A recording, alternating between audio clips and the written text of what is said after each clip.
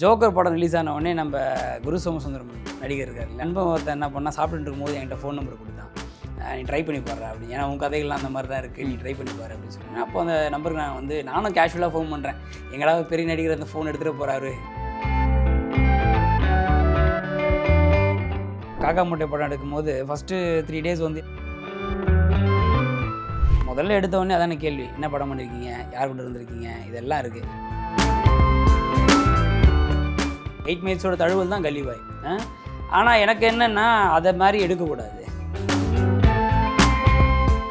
அப்போ இதுக்கு சிங்க் போதுமே. ஆமாம், அவர் நான் அவங்ககிட்ட அப்ரோச் பண்ணும் போதே இப்படி தான் அப்ரோச் பண்ணேன். இது ஒரு ஆப் பேஸ்ட் கதை.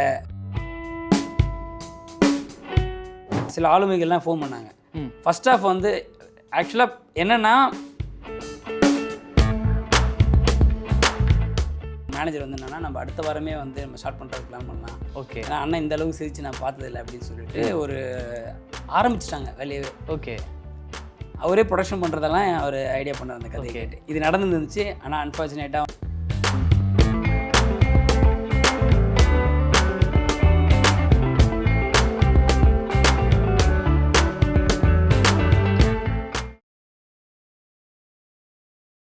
ஒரு இண்டிபெண்டன்ட் ஃபிலிம் மேக்கரா ஸோ எங்கேருந்து ஸ்டார்ட் பண்ணீங்க, ஸோ எப்படியெல்லாம் உங்கள் பயணம் ஆரம்பித்தது, பேட்டில் வரைக்கும் எப்படி வந்தது? ஆக்சுவலாக நான் வந்து ஒரு 2015 ஒரு ஷார்ட் ஃபிலிம் ஒன்று பண்ணேன். அந்த ஷார்ட் ஃபிலிம் பண்ண ஒன்றுமே எனக்கு ஒரு சின்ன கான்ஃபிடன்ஸ் வந்துச்சு. சின்ன வயசுலேருந்தே கதைலாம் எழுதுவேன். ஓகே. என்ன மாதிரியான கதைகள்? அது நம்ம ஸ்கூல்லலாம் ஸ்கூல் டேஸில் பசங்களுக்கு வந்து லவ் லெட்டர் தரதுலேருந்து இந்த மாதிரிலாம் ஆரம்பிச்சது தான் அந்த விஷயம். 8th படிக்கும் போதே வந்து கதைலாம் எழுத ஆரம்பித்தாச்சு. அப்போ சின்ன சின்ன கதைகள்லாம் எழுதுவேன். அப்போவே பொதுவாக நான் வந்து மற்ற பசங்க மாதிரி இல்லாமல் வந்து மாரல் கிளாஸ் நான் மட்டும் அட்டன் பண்ணுவேன். ஓகே. அப்போ மாரல் கிளாஸ்னால் நிறைய விஷயங்கள் இருக்கும். ஆனால் எங்களுக்கு வந்து ஒரு டீச்சர் ஒருத்தர் இருந்தார். அவர் கதை சொல்லுவார். அந்த ஒரு கதையை வந்து வருஷம் ஃபுல்லாக சொன்னார். அது எப்படி சொல்கிறாரு, அப்போ என்னை எப்படி அவர் என்கேஜ் பண்ணி வச்சுருக்காருன்றதுலாம் எனக்கு ரொம்ப ஆச்சரியமாக இருக்கும். அதுதான் பிகினிங். அந்த பிகினிங்லேருந்து சரி நம்ம ஒரு கதை எழுதுனா எப்படி இருக்கும் அப்படின்னு ஆரம்பிச்சு தான் அந்த 8th கிளாஸ் தான் அதுக்கான ஆரம்ப புள்ளி. அப்போ ஃப்ரெண்ட்ஸுங்கெல்லாம் நிறைய கேட்பாங்க, கதை சொல்லிகிட்டே இருப்பேன். எதையாச்சும் ஒரு கற்பனை பொய்யாவோ உண்மையாவோ ஏதோ ஒன்று வந்து அதை எல்லாத்தையும் வச்சு சொல்லிகிட்டு இருப்பேன். ஸோ ஆக்சுவலாக ஷார்ட் ஃபிலிம், அதுக்கப்புறம் வந்துட்டு பேட்டில் அப்படின்ற ஒரு படத்து மூலிமா இயக்குனராக உள்ளே வந்துட்டீங்க. இப்போ ஷார்ட் ஃபிலிம் அப்படின்ற ஒரு எக்ஸ்பீரியன்ஸை வச்சு ஸோ ஒரு படம் அப்படின்னு வரும்போது என்ன மாதிரியான ஸ்ட்ரகிள்ஸ்லாம் வந்து இருக்கும்? ஷார்ட் ஃபிலிம் பண்ணதுக்கு பிறகு ஒரு தைரியம் இருந்துச்சு. ஓகே. அந்த படத்தை நம்ம போட்டு காட்டுவோம்ல, நம்ம படம் எடுத்திருக்கோம், ஒரு ஷார்ட் ஃபிலிம் பண்ணியிருக்கோம், அந்த படத்தை நம்ம போட்டு காட்டலாம் சொல்லும்போது அப்போது வந்து அப்ளாஸ் கிடச்சிது. அந்த அப்ளாஸ் வந்து என்னடான்னு சொன்னால் ஓகே நமக்கும் வந்து என்னென்னா ஒரு பிளாட்ஃபார்ம் இருக்கு அப்படின்னு சொல்லிட்டு நான் நம்ப ஆரம்பித்தேன். ஆனால் நான் சொல்கிற கதைகள் மேலே நண்பர்கள் நம்பிக்கை இருக்கும். ஓகே. இது கண்டிப்பாக வந்து பண்ணணும் இந்த விஷயத்தை அப்படின்னு சொல்லுவாங்க. அப்படி அந்த நம்பிக்கை ஏற்பட்டது பின்னாடி வந்து என்னென்னா சரி யார்கிட்டயாச்சும் ஒர்க் பண்ணணும்ல, அதுக்காக நான் முயற்சி பண்ணேன். அப்போ தான் வந்து என்னென்னா ஜோக்கர் படம் வந்து ரிலீஸ் ஆச்சு. ஜோக்கர் படம் ரிலீஸ் ஆன உடனே நம்ம குரு சோமசுந்தரம் நடிகர் இருக்கார் இல்லையா, அப்போது அந்த படம் பயங்கர ஹிட் இல்லையா.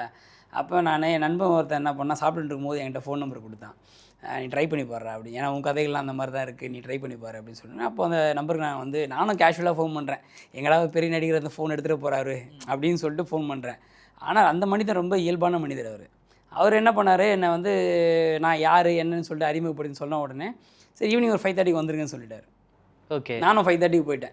5:30 போயிட்டு என்ன பண்ணேன், நான் ரெடி பண்ணி வச்சிருந்த கதையை வந்து சரி சொல்லுங்கள் நரேட் பண்ணுங்க சொன்ன உடனே அவர் குலுங்கி அந்த மனுஷன் சிரிச்சுக்கிட்டே இருந்தார். ஓகே. ஆக்சுவலி இயல்பாகவே நம்ம கதை வந்து நகைச்சுவாக தான் நம்ம கதை எழுதுவோம் அந்த மாதிரி. ஆனால் இப்போ இந்த படம் வந்து கொஞ்சம் சீரியஸாக எடுத்துருக்கேன் ஃபஸ்ட் படம். அப்போது குலுங்கி சிரிச்சிருக்கும் எனக்கு ரொம்ப ஆச்சரியமாக இருந்துச்சு. நம்ம ஃபஸ்ட் டைம் ஒரு நடிகரை பார்க்குறோம், நடிகரை பார்த்து கதை சொல்கிறோம், அவர் இப்படி ஒரு விஷயம் வருதே அப்படின்னு சொல்லிட்டு சொன்ன உடனே அவர் ஆக்சுவலாக பிரேக்கே எடுத்துக்கல. ஓகே. என்கிட்ட கதையை கேட்டு முடிச்சுட்டு எனக்கு வந்து ஏதோ ஒரு உருண்டை ஒன்று கொடுத்தாரு சாப்பிட்றதுக்கு. நான் சாப்பிட்டுட்டு வந்து என்னன்னா வெளியே வந்து அவங்க மேனேஜர் வந்து என்னன்னா நம்ம அடுத்த வாரமே வந்து நம்ம ஸ்டார்ட் பண்ணுறதுக்கு பிளான் பண்ணலாம். ஓகே. ஏன்னா அண்ணன் இந்த அளவுக்கு சிரிச்சு நான் பார்த்ததில்லை அப்படின்னு சொல்லிட்டு ஒரு ஆரம்பிச்சிட்டாங்க வேலையவே. ஓகே. அவரே ப்ரொடக்ஷன் பண்ணுறதெல்லாம் அவர் ஐடியா பண்ணார் அந்த கதையை கேட்டு. இது நடந்துருந்துச்சு. ஆனால் அன்ஃபார்ச்சுனேட்டாக வந்து டிமானிட்டேஷன் பிரச்சனை வந்துச்சு. ஓகே. அப்போ தான் வந்து அது ஸ்டாப் ஆகிடுச்சு. இல்லைனா டேரெக்டாகவே ஷார்ட் ஃபிலிம்லேருந்தே நான் வந்து ஃபில்ம் பண்ணியிருப்பேன். இதை நடந்திருக்கும். ஆனால் அப்புறமா வந்து என்னென்னா ஒன்வேன்னு ஒரு படம் சக்தி ஒரு மைதானம் டேரக்டர் அவர் வந்து என்னடனா ஒரு படம் பண்ணிட்டு ஒன்வேன்னு சொல்லிட்டு அந்த படத்தோட ஷூட்டிங் போயிட்டு இருந்துச்சு. அப்போ இன்பிட்வீனில் வந்து என்னடனா வந்து ஒரு அசிஸ்டன்ட் தேவை எக்ஸ்ட்ரான்னு சொல்லிட்டு நான் பண்ணும்போது நானும் வந்து போய் ஜாயின் பண்ணிக்கிட்டேன்.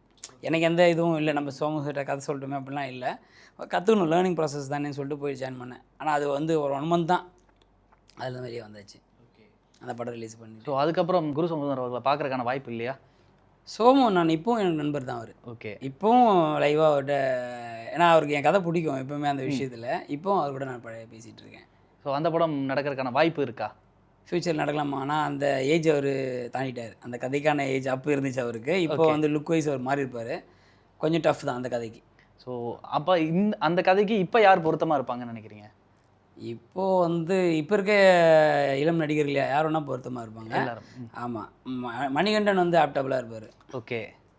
ஏன்னா அவருக்கு அந்த பாடி லாங்குவேஜ் ரொம்ப அழகாக இருக்குது, அவர் தான் என்னோட அந்த கதைக்கு பொருத்தமாக இருக்கிறார். ஓகே. ஸோ இந்த கதை எப்படி வந்து உங்களுக்கு தோணுச்சு? இல்லை நிறைய பேர் வந்து உண்மையின் அடிப்படையிலேருந்து எடுப்பாங்க, சில பேர் வந்து எங்கேயாவது படிச்சிருப்பாங்க, அவங்க வாழ்க்கையில் நடந்திருக்கும். ஸோ இந்த கதை எடுத்ததுக்கான பின்னணி சொல்லுங்கள். இல்லை, இந்த கதை ரொம்ப முக்கியமான ஒரு விஷயமா நான் பார்க்குறது என்னென்னா, இது உண்மை சம்பவமும் கூட தான். பல உண்மை சம்பவங்கள் இதில் இருக்குது, ஆனால் அதை ஒரு புனைவாக வந்து நம்ம மாற்றிருக்கோம். எந்த ஒரு விஷயமும் வந்து நம்மளோட பாதிப்பில் இருந்தால் நம்ம ஒரு புனைவாக மாற்றுவோம், அதுதான் அடிப்படையும் கூட. அப்படி தான் நான் அந்த புனைவாக மாற்றிருக்கிறேன். ரொம்ப நாளாகவே வந்து என்னடான்னா, இந்த தனியார் பள்ளிகள், அரசு பள்ளிகளில் வேலை செய்யக்கூடிய ஆசிரியர்களோட நிலைமைகள் மேலே எனக்கு பெரிய ஒரு கோபங்கள் இருந்துகிட்டே இருந்துச்சு. இது என்ன இவ்வளோ மாணவர்கள் இவ்வளோ சச்சரவுக்குள்ளாகிறாங்க, இவ்வளோ கஷ்டப்படுறாங்க. ஒரு பக்கம் வந்து என்னடான்னா, ஒரு நிறைய ஆர்டிகல்ஸ் படிக்கிற பழக்கம் உண்டு நம்மளுக்கு. அப்படி ஆர்டிகல்ஸ் படிக்கும்போது வந்து என்னடான்னா, நிறைய நம்ம இன்றைக்கி தமிழ்நாட்டிலையும் சரி, இல்லை நியர்பை கேரளாலையும் சரி, எல்லா இடத்துலையுமே வந்து என்னடான்னா படிப்பு ரேட்டிங் பார்த்திங்கன்னு சொன்னால் ஜாஸ்தியாக இருக்குது, படித்தவங்க எண்ணிக்கை ஜாஸ்தியாக இருக்குது. 12th பாஸ் பண்ணுறவங்க, 10th பாஸ் பண்ணுறவங்களாம் ரொம்ப ஜாஸ்தியாக இருக்காங்க. ஆனால் அதே பார்த்திங்கன்னு சொன்னால் இன்னொரு ஆர்டிக்கிள் நான் படித்தேன், அண்ணா யூனிவர்சிட்டியில் வந்து போயிட்டு ஃபஸ்ட் இயர் ஜாயின் பண்ண பசங்க எல்லாருமே வந்து என்னென்னா ஹரியர், என்டையர் டீமும் ஹரியர். இது என்ன இந்த விஷயம் என்ன நடக்குது அப்படின்னு சொல்லிட்டு ஒரு கொஷின் எனக்குள்ளே இருந்துச்சு. அப்போ இதை பற்றி ஒரு ரிசர்ச் பண்ணணும்னு சொல்லிட்டு நான் ஆரம்பிச்சது தான் இந்த பின்னணி. ஓகே. அப்போது வந்து என்னென்னா ஸ்கூல்ஸில் என்ன நடக்குது அப்படின்னு சொல்லி ஆய்வுப்படுத்தும் போது தான் இந்த விஷயங்கள் நம்மளுக்கு பேட்டிலுக்கான ஆரம்ப புள்ளி கிரியேட் ஆச்சு. அதை யாரை வச்சு பண்ணலாம், எப்படி பண்ணலான்னு யோசிக்கும் போது என்னென்னா, அது பேசிக்காக ஒரு ஃபீமேல் லீடாக தான் இருந்துச்சு அந்த கதை. அப்படி தான் நான் ஃபஸ்ட்டு அந்த வெர்ஷன் நான் எழுதணும் கூட அந்த கதையை. ஒரு ஃபீமேல் லீடை வச்சு ஒரு ஆசிரியரை மையப்படுத்தி இந்த கதையை பண்ணணும் அப்படின்னு சொல்லிட்டு. ஆனால் அது என்ன ஆச்சு சொன்னால், நம்ம கதை சொல்ல போகும்போது எப்படி இருந்தாலும் என்ன தான் ஃபீமேல் லீடு வச்சு பண்ணாலும் ஒரு ஹீரோ தேவைப்படுவார் இல்லையா, கோஆர்டிஸ்ட் ஒருத்தர் இல்லாமல் அவன் பண்ண முடியாது. அப்போது அவங்கள நம்ம ட்ரை பண்ணும்போது வந்து என்னடான்னா, நம்ம ஒரு மிட் ரேஞ்சில் இருக்கக்கூடிய ஆட்கள் நம்ம ட்ரை பண்ணோம். அவங்க வந்து என்னடான்னு சொன்னால், இந்த படத்தோட ப்ரொடக்ஷன் காஸ்ட்டு இது எல்லாத்தையும் யோசிச்சுட்டு, இந்த கதையோட பின்னணியிலேருந்து இது முழுக்க முழுக்க ஃபீமேல் லீடாக இருக்க நாங்கள் என்ன பண்ணுறோம், இப்படிலாம் சில கொஷின்ஸ்லாம் வந்துச்சு. அப்போ நான் என்ன முடிவு பண்ணேன், சரி ஓகே இதில் வேறு ஏதாச்சும் நம்ம ஆட் பண்ணலாமான்னு யோசிக்கும் போது தான் இந்த ரேப் வந்து ஜாயிண்ட் ஆச்சு. எனக்கு ரேப்பை தனியாக ஒரு படமாக பண்ணணும் ஆசை.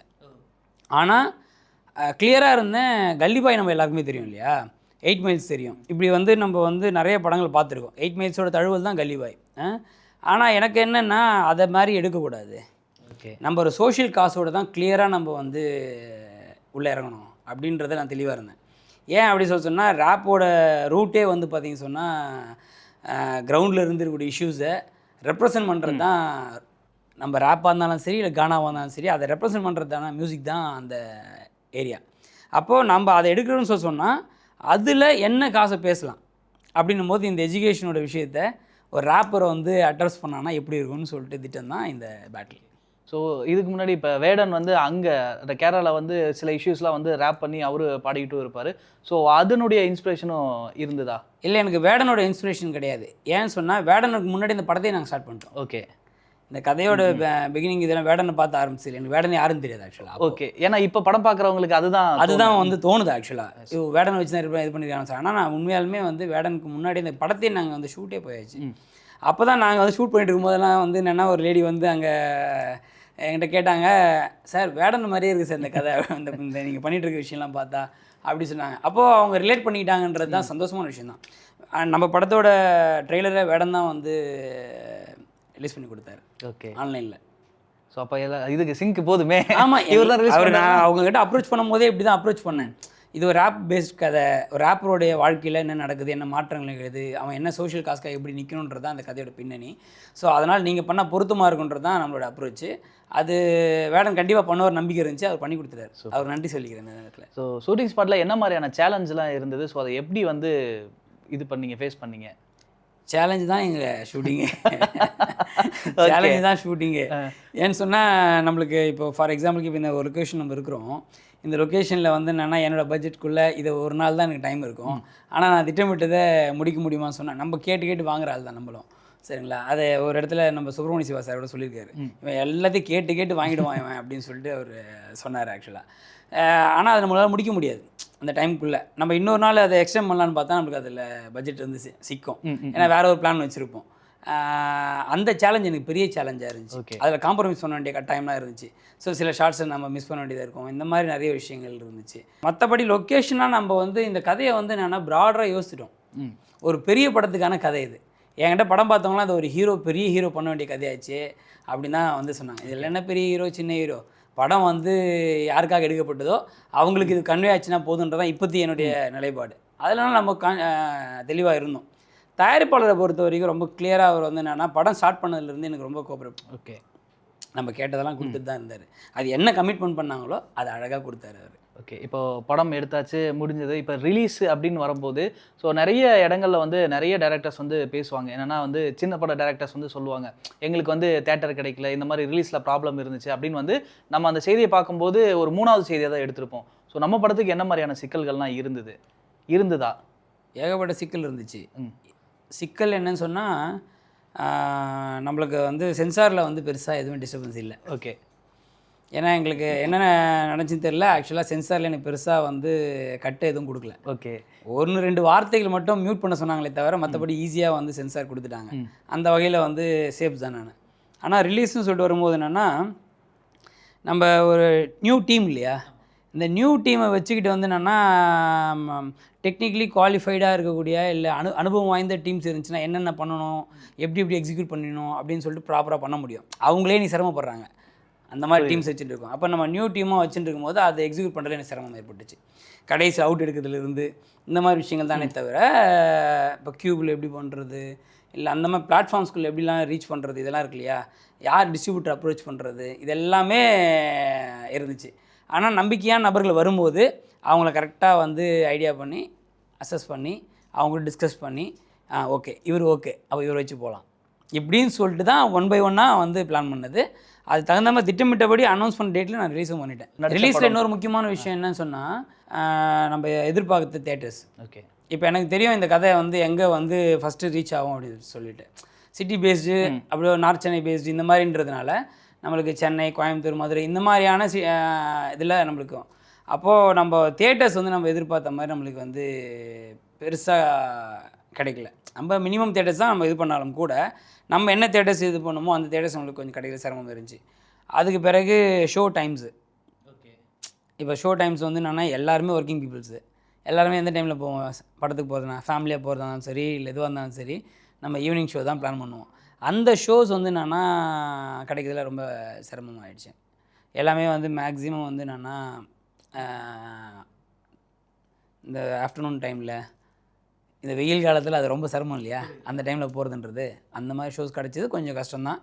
ஆனால் அவருடைய காலகட்டத்தில் அதை மாற்றிப்பாங்க, எங்களை மாதிரி சின்ன படங்களுக்கும் அந்த பெரிய விஷயங்கள் தருவாங்கன்றது நம்பிக்கை இருக்குது. புது டீம்ஸ் வந்து ஒரு படம் பண்ணுறாங்க அப்படின்னா அவங்களுக்கு வந்து போகிற இடத்துல எல்லாமே வந்து ரிசெப்ஷன் கிடைக்கிறது ரொம்ப கஷ்டம் அப்படின்னு வந்து சொல்லுவாங்க. ஆனால் நிறைய இடங்களில் வந்து நிறைய பேர் பேசும்போது கண்டென்ட் நல்லா இருந்தால் கண்டிப்பாக அது ரீச் ஆயிடும் அப்படின்னு வந்து சொல்லுவாங்க.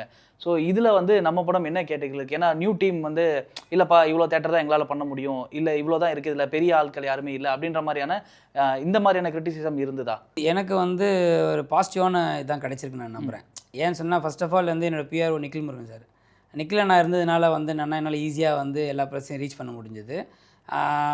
ப்ரெஷ் ஷோ போட்டதுக்கு பிறகே வந்து நிறைய அப்ளாஸ் கிடச்சிது எனக்கு. அங்கே நிறைய பேர் வந்து நான் ரொம்ப பயந்துட்டு தான் இருந்தேன். ஏன்னா ஒரு ஃபஸ்ட் டைமாக வந்து எந்த இதுவும் பேக்ரவுண்டும் இல்லாமல் நான் வந்து நிற்கிறேன். உண்மையாலுமே எனக்கு எந்த பின்னணியுமே கிடையாது. நான் தனியாக நானாக எழுந்து நான் நிற்கிறேன். வந்து அப்படி வந்து நிற்கும் போது வந்து என்னடானா எப்படி அட்ரஸ் பண்ணுவாங்க, எப்படி ஏற்றுப்பாங்க அப்படின்ற ஒரு தயக்கம் இருந்துச்சு. படம் பார்த்துட்டு வந்தவங்க எல்லா ப்ரெஸ் பீப்புள்ஸுமே கை கொடுத்துட்டு போனது ரொம்ப ஒரு நம்பிக்கை உருவாயிடுச்சு. அது ஓகே, அது மட்டும் இல்லை, நான் அப்புறம் பார்த்தேன் வந்து என்னடானா நாளைக்கு என்ன நடக்கும், நாளைக்கு என்ன எழுதுவாங்க, இப்படிலாம் குழப்பம் இருக்கும். நான் நிக்கில் எனக்கு ஃபோன் பண்ணி கேட்டுகிட்டே இருப்பேன், வெயிட் பண்ணுங்கள் கண்டிப்பாக வந்து எழுதுவாங்க அப்படின்னு சொல்லிட்டு சொல்லுவார் அவர். அந்த சிறுபுலித்தனமான ஒரு விஷயமாக தான் இருக்குன்னு வச்சுக்கோங்களேன். ஏன்னா அது ஃபஸ்ட்டு படம்.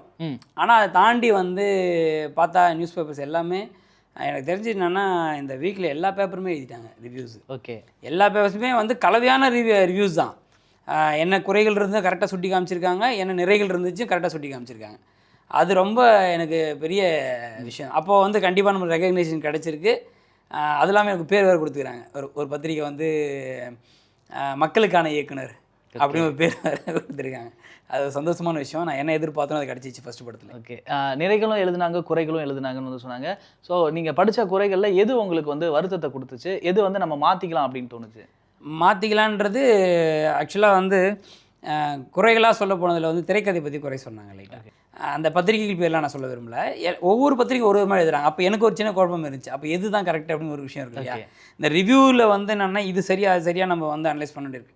நான் என் பாயிண்ட்டை கேட்டிங்கன்னா நான் சொல்லுவேன், என்னோடய திரைக்கதை வடிவம் இதுதான். ஒருத்தருக்கு 30 நிமிஷத்துக்குள்ளே கதையை சொல்லணும்னு ஒரு பெரிய ஒரு இங்கே எழுதப்படாத ஒரு விதி என்பது இருக்குது. ஆனால் எல்லா கதைகளையுமே அப்படியே வந்து போகணும் வந்து கிராமரும் கிடையாது இல்லையா? இப்போ நான் என்னோடய திரைக்கதையை நான் இப்படி தான் எழுதியிருக்கேன். அது ஸ்லோவாக ஆரம்பிக்குதா வேகமாக ஆரம்பிக்குதா அப்படின்றதெல்லாம் வந்து என்னடான்னா பார்வையாளர்களுடைய பொறுத்தது தான். ரிவ்யூஸ் கலவையாக இருந்ததுனால என்னால் ஜட்ஜ் பண்ண முடியல. அதை சரியான ஒரு முடிவுக்கு வர முடியல. நான் தெளிவாக இருக்கேன். அது எழுதப்பட்டது கிளியராக தான் எழுதப்பட்டிருக்கு. சில ஆளுமைகள்லாம் ஃபோன் பண்ணாங்க.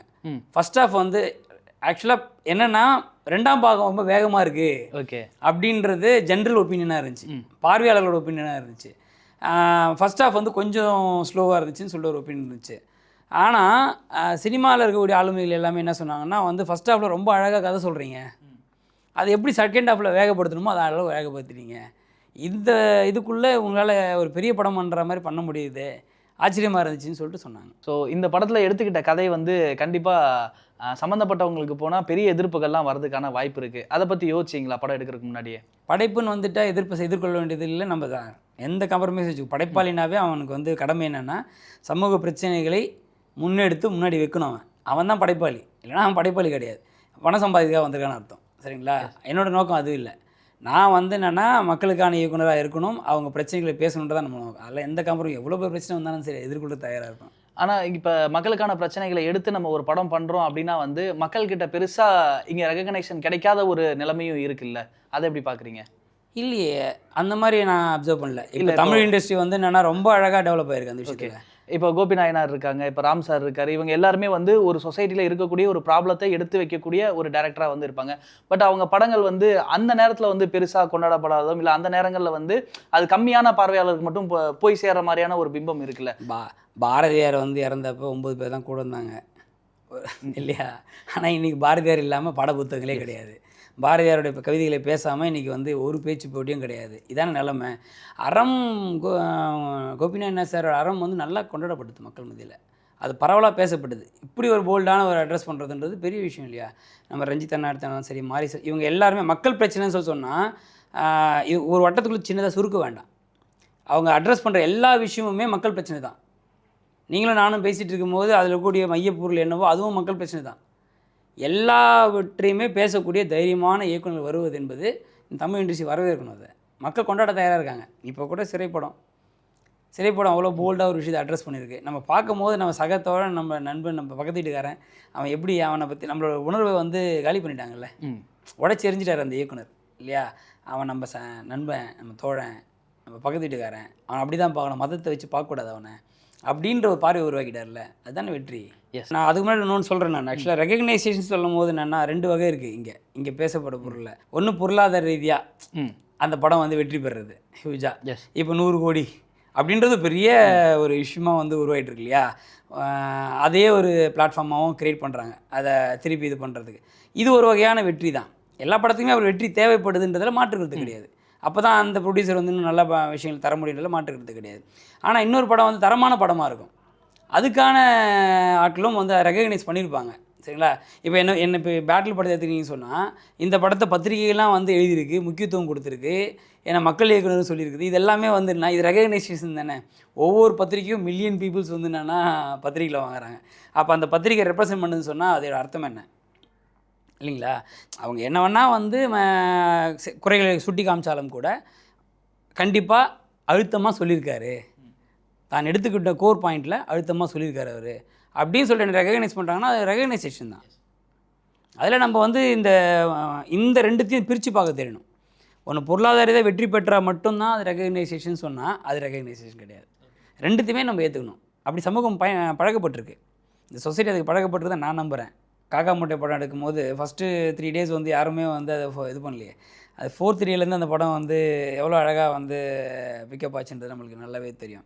இந்த லேட் வெற்றி இமீடியட் வெற்றின்றது வந்து என்னென்னா, இப்போ என் படத்தை எடுத்துக்கோங்களேன். எங்களால் என்ன ப்ரொமோஷன் பண்ண முடிஞ்சுது? நல்ல படம், நல்ல கதை, கண்டிப்பாக அவசியமானதுன்னு சொல்லிட்டாங்க. ஆனால் எந்த அளவுக்கு ரீச் பண்ண முடிஞ்சுது அப்படின்னு சொன்னால் எங்களோட விஷயத்தை போட்டி தான் இருக்குது. அப்போது ரீச் பண்ணிட்டோம், அதை பற்றி உரையாடல் க்ரியேட் பண்ணிட்டோம்னு சொன்னால் மக்கள் அதை பார்க்க தயாராக இருப்பாங்க. இல்லை இங்கே வேல்யூஸ் இருக்குங்க. இப்போது உதாரணத்துக்கு இப்போது பெரிய நடிகர்கள் நடிக்கிற முகம் வந்து அந்த திரைப்படத்தில் வருது சொன்னால், அந்த கதைக்குள்ளே வருது சொன்னால், அதை வந்து ஆடியன்ஸ் வந்து இமீடியட்டாக பார்க்குறதுக்கு பழக்கப்படுத்தப்பட்டிருக்காங்க. அவங்க பழக்கமாகலை, அவங்கள பழக்கப்படுத்தப்பட்டிருக்காங்க. சரிங்களா? இதே அறிமுகம் இல்லாத ஒரு புது நடிகர் வர சொன்னால் அதை யோசித்து தான் அவங்க பார்க்க வேண்டியிருக்கு. கதை வெற்றி பெற்ற பிறகு தான் தேட்டருக்கு வருவாங்க. என்னோடய விஷயத்தில் அது நடந்திருக்கு. ஃபஸ்ட்டு 2 days வந்து என்னென்னா எனக்கு பெருசாக வந்து இதுவாகலை. ஆனால் நேற்றுக்கு பார்த்தீங்கன்னு சொன்னால் நல்ல ரெஸ்பான்ஸ் இருந்திருக்கு தேட்டர்ஸ் எல்லாம். நான் ரிலீஸ் பண்ண தேட்டர்ஸ் எல்லாமே வந்து ஆட்கள் வந்து என்னென்னா ஜென்ரல் ஆடியன்ஸ் போயிருக்காங்க. ஸோ இது ஒரு பாசிட்டிவ் சைன் இல்லையா? கண்டிப்பாக வந்து லேட்டாவோ முன்னாடியோன்றது இல்லை. நம்ம சமூகத்தை இன்னும் கொஞ்சம் பழக்கப்படுத்த வேண்டியது இருக்குது. ஓகே. வாசிக்கிறவங்க, எழுதுகிறவங்க, ஒரு பீரியட்லாம் சொல்லுவாங்க திருவண்ணாமலை மாவட்டம்லாம் வந்து என்னன்னா ஒரே இலக்கிய வட்டமாக நடக்கும்னு சொல்லுவாங்க. இப்போ அந்த மாதிரி இருக்கான்னு சொன்னால் இல்லை. புரியுது. அந்த இலக்கிய வட்டங்கள் நிறைய நடக்கணும், திரையிடல்கள் நிறைய நடக்கணும். அப்படி வந்து என்னென்னா இங்கே திரைப்படம் பார்ப்பதையே பழக்கப்படுத்த வேண்டியது இருக்குது. இது மட்டும்தான் திரைப்படம், இது திரைப்படம் இல்லை அப்படின்னு சொல்கிற அந்த விஷயத்தை உடைக்கணும் மக்கள் மத்தியில். நீங்கள் எல்லாத்தையும் ட்ரை பண்ணி பாருங்கள். ட்ரை பண்ணிவிட்டு எது பெஸ்ட்டுன்னு சொல்லிட்டு இது பண்ணுங்கள். இன்னொரு பக்கம் வந்து என்னென்னா நம்மளுக்கு ஓடிடி பிளாட்ஃபார்ம்லாம் வந்துட்டதுனால மக்கள் வந்து என்னென்னா கொஞ்சம் வந்து அதை டைம் எடுத்துக்கிறாங்க. அதனால கூட நம்ம லேட்டு முன்னாடியும் கூட வந்து இருக்கலாம். ஸோ ஒரு இண்டிபெண்டன்ட் இயக்குனருக்கு வந்து ஒரு பெரிய ஹீரோன்னு சொல்ல முடியாது. இப்போ ஓரளவுக்கு தெரிஞ்ச ஹீரோவையும் வந்து ரீச் பண்ணுறதுக்கு எந்த அளவுக்கு கஷ்டமாக இருக்குது? அவங்களோட கதைகளை கொண்டு போய் அவங்க கிட்ட சேர்த்து அவங்களோட படம் பண்ணுறதுக்கு ரொம்ப கஷ்டம்தான் அது. அதில் எந்த முதல்ல எடுத்தவொடனே அதான கேள்வி, என்ன படம் பண்ணியிருக்கீங்க, யார் கூட இருந்திருக்கீங்க, இதெல்லாம் இருக்குது. அதாவது அப்படி வந்து எந்த அறிமுகம் இல்லாத வர ஒரு இயக்குனர் வந்து சக்ஸஸ் ஆகிறாரு, அந்த மாதிரி ஒரு ரீச் பண்ணிட்டாருன்னு சொன்னால் அதுக்கு ஏதோ ஒரு பேக்ரவுண்ட் ஒன்று இருந்திருக்கும். அவர் சம்மந்தப்பட்டவர், அவர் கொண்டு போய் எங்கே உட்கார வைக்கிறவர் இருக்கார் இல்லையா, அவர் அவங்க கூட நல்ல ரிலேஷன்ஷிப்பில் இருந்திருப்பார். அப்போ இந்த தம்பியோ இல்லை அந்த யார் அந்த இயக்குனர் சொல்கிற கதை இந்த லைன் நல்லா பிடிச்சி போய் அப்போது அதில் அட்டென்ஷன் இவர் தான் முதல்ல இன்ஸ்பயர் ஆகிருப்பார். அந்த இன்ஸ்பிரேஷனை அவர் அங்கே இருக்குமே இன்ஸ்பயர் பண்ணி இப்படி ரூட் காஸ்ட் க்ரியேட் ஆகிறது தான். என்னை பொறுத்த வரைக்கும் வந்து என்னென்னா புதுமுக இயக்குநர்களுக்கு வந்து இந்த சவால் பெரும் சவால். இப்போ நீங்கள் என்கிட்ட கதை கேட்டிங்கன்னு சொன்னால் நான் உட்காந்து 1 மணி நேரம் இல்லை 2 மணி நேரம் இல்லை 3 மணி நேரம் கூட எனக்கு கதை சொல்ல முடியும். அது எந்த பெரிய ஹீரோவாக தான் சொல்ல முடியும் நம்மளால். என்னை போல் இயக்குநர்கள் நிறைய பேர் இருக்காங்க அந்த மாதிரி ட்ரை பண்ணிகிட்டு இருக்கவங்க. அவங்க எல்லாருக்கும் சார்பாக தான் நான் சொல்கிறேன். ஆனால் அவங்களுக்கான வாய்ப்பு உடனே கிடைக்குமான்னு சொன்னால் கிடைக்காது. ஏன்னா அது மட்டும் இல்லைங்க, பெரிய நடிகர்கள் ஆல்ரெடி எங்கேஜ். ஓகே, ஆல்ரெடி அவங்க எங்கேஜ். அது பொய்யின்லாம் சொல்ல முடியாது. அவங்கக்கிட்ட காதில் நல்ல கதைகள் வந்து சேரும்போது அவங்க அதை அட்டென்ஷன் கொடுக்குறாங்க தான், இல்லைன்னு நான் சொல்ல மாட்டேன். ஆனால் அவங்க ஆல்ரெடி எங்கேஜாக இருக்கிறதுனால இந்த மாதிரியான புது இயக்குநர்களுக்கு வாய்ப்பு கிடையாது, சிரமம் இருக்குது. இப்போ நம்ம ஒரு படம் வந்து பண்ணிட்டோம், இண்டிபெண்டன்ட் ஃபிலிம்னாலும் ஒரு படம் பண்ணிட்டோம், தேட்டரில் ரிலீஸ் ஆயிடுச்சு, இத்தனை பேர் ரெகக்னைஸ் பண்ணியிருக்காங்க அப்படின்ற இந்த ஒரு விஷயத்தை எடுத்துக்கிட்டு பெரிய ஹீரோக்களை ரீச் பண்ணுறதுக்கான இந்த ஒரு வாய்ப்பு வந்து உங்களுக்கு கரெக்டாக இருக்குமா? இப்போ பண்ண இந்த ஒரு விஷயம் எல்லாருமே அதான் சொல்கிறாங்க. இப்போ உங்களுக்கு ஒரு டோக்கன் கிரியேட் ஆயிடுச்சு, உங்களுக்கு வந்து ஒரு கேட் ஓப்பன் ஆயிடுச்சு. நேற்று கூட நண்பர் ஒருத்தர் ஃபோட்டோ போட்டார், என்ட்ரி அப்படின்னு சொல்லி பேக்ரவுண்ட் வச்சு என்னன்னா என்ட்ரி ஆகிட்டார் அப்படின்னு சொல்லி போட்டிருந்தாரு. ஸோ அந்த ஃபோட்டோ பார்க்கும்போது ஹாப்பியாக தான் இருந்துச்சுன்னு வச்சுக்கோங்களேன். கண்டிப்பாக இதை வச்சு நம்ம அந்த முயற்சியை நம்ம எடுப்போம், எடுக்காமலாம் இருக்க மாட்டோம். அப்படி வாய்ப்பு கிடச்சின்னா உடனே நம்ம வந்து ரெடியாகவும் தயாராகவும் இருக்குது அதுக்காக. ஸோ ஒரு இண்டிபெண்டன்ட் ஃபிலிம் மேக்கருக்கு நீங்கள் என்ன சொல்ல விரும்புகிறீங்க? இதுக்கப்புறம் இப்போ படம் எடுக்க வருவாங்க இல்லையா, ஒரு இண்டிபெண்டன்ட் நான் வந்து யார்ட்டையும் ஒர்க் பண்ணல, எனக்கு எதுவுமே தெரியாது, ஆனால் நான் ஒரு நல்ல கதை வச்சுருக்கேன், நான் படம் எடுப்பேன்னு ஒரு கான்ஃபிடென்ட் வச்சு வரவங்களுக்கு ஸோ நீங்கள் என்ன சொல்ல நினைக்கிறீங்க? ஏன்னா அவங்களுக்கு முன்னாடி நீங்கள் வந்திருக்கீங்க இண்டஸ்ட்ரிக்குள்ளே. நான் அட்வைஸாலாம் எதுவும் சொல்கிறதுக்கு இங்கே எதுவுமே இல்லை. ஏன்னா இன்றைக்கி இப்போ இருக்க பசங்க எல்லாருமே வந்து என்னென்னா நம்மளுக்கு வந்து முன்னாடி ஒருத்தர் தேவைப்பட்டார் சொல்லிக் கொடுக்குறதுக்கு. இல்லைனா ஒரு அசிஸ்டன்ட் டைரக்டராக ஒருத்தர் போய் ஒர்க் பண்ணி லேர்ன் பண்ணணுன்றதெல்லாம் இன்றைக்கி யூடியூப்பை உட்காந்து திறந்து பார்த்தா இன்றைக்கி வந்து கிடைக்காத விஷயமே கிடையாது. அதிலே உட்காந்து நம்ம லேர்ன் பண்ணுறதுக்கான ஸ்பேசஸ் இருக்குது. ஆனால் ஒரு பேசிக்கான விஷயம் என்னென்னா நிறைய வாசிக்கணும், நிறைய படிக்கணும். நம்ம எது கிடைக்குதோ அதை படிக்கணும். நல்ல நாவல்கள் படிக்கணும், நிறைய பேப்பர்ஸ் படிக்கணும், ஆர்டிகல்ஸ் படிக்கணும். இது எல்லாத்தையும் படிக்கும்போது தான் நம்ம கதைகளில் நம்ம எது புதுசாக சொல்ல முடியும்.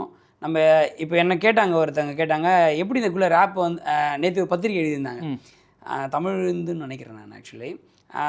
ரேப்பை வச்சு இந்த கதையை இப்படி யோசிச்சதுக்காகவே இந்த படத்தை நீங்களாம் போய் பாருங்கன்னு சொல்லிட்டு எழுதியிருந்தாங்க. ஸோ அது ஒரு கிரெடிட் தானே அது ஆக்சுவலாக. அது ரொம்ப ஹாப்பியாக இருந்தது பார்க்கும்போது. ஸோ அப்போ நம்ம என்ன புது வகையில் ஒரு கதையை அப்ரோச் பண்ணுறோன்னு ஒன்று இருக்குல்ல, இயல்பாக சாதாரணமாக சொல்கிற மாதிரி கதை இருக்கக்கூடாது அப்படின்னு சொன்னால் வரக்கூடிய இண்டிபெண்டன்ட் ஃபில்ம் மேக்கர்ஸ் வந்து என்னென்னா நம்மளுக்கு முன்னாடி இருக்கவங்க பண்ணதே அப்படியே ஃபாலோ பண்ணாமல் நம்ம என்ன புது ரூட்டை அடிக்கணுன்றதுக்கு நம்ம வந்து ரிசர்ச் பண்ணணும். ரிசர்ச் பண்ணும்போது நம்மளுக்கு ஐடியா கிடைக்கும். நிறைய படங்கள் பார்க்கணும். இன்றைக்கி கூட வந்து கரா படத்தோட டைரக்டர் அவர் ஒரு இன்டர்வியூவில் அழகாக பேசியிருக்கார். ஒரு ப்ரொஃபஸர் மாதிரி அவர் பேசுகிறார் ரொம்ப அழகாக. நான் ரொம்ப லைக் பண்ணேன் அதை பார்க்கும்போது. அவர் சொல்கிற விஷயங்கள் தான் அந்த மாதிரி வந்து நிறைய வாசிக்கணும், நிறைய எழுதணும். இப்போ நான் 8th கிளாஸ்லேயே எழுத ஆரம்பிச்சேன்னு சொன்னேன் இல்லையா. ஆனால் என்னோடய குரு வந்து என்னை திட்டிகிட்டே இருக்கார் இப்போ வரைக்கும். என்னென்னா நீ இப்போ இவ்வளோ எழுதுறதுக்கு ட்ரை பண்ணுறவங்க கூட ஆனால் ஒரு நாவல் எழுத மாட்டேன்னு கேட்டுருப்பார். ஆனால் அதுக்கான ஐடியா எனக்கு இருக்குது. நான் கண்டிப்பாக எழுத தான் போகிறேன். எழுதணும், படிக்கணும், எழுதணும், படிக்கணும், பார்க்கணும். ஓகே, இது 3த்தையும் வந்து என்னென்னா நம்ம ஃபார்முலாவாக வச்சுக்கணும். யார் எந்த ஒரு இண்டிபெண்டன்ட் டைரக்டராக இருந்தாலும் கதை சொல்கிறதுக்கு நம்ம தயங்கக்கூடாது. முக்கியமான விஷயம் கதை சொல்லி பார்க்கணும். யார்கிட்ட நம்ம வந்து ஒரு கதை வச்சுருக்கோம், ஒரு நாட்டு வச்சுருக்கோம், அதை சொன்னால் யாராச்சும் இது பண்ணிவிடுவாங்களான்னா பயப்படவே வேணாம். கதைகள் கொட்டி கிடக்கு.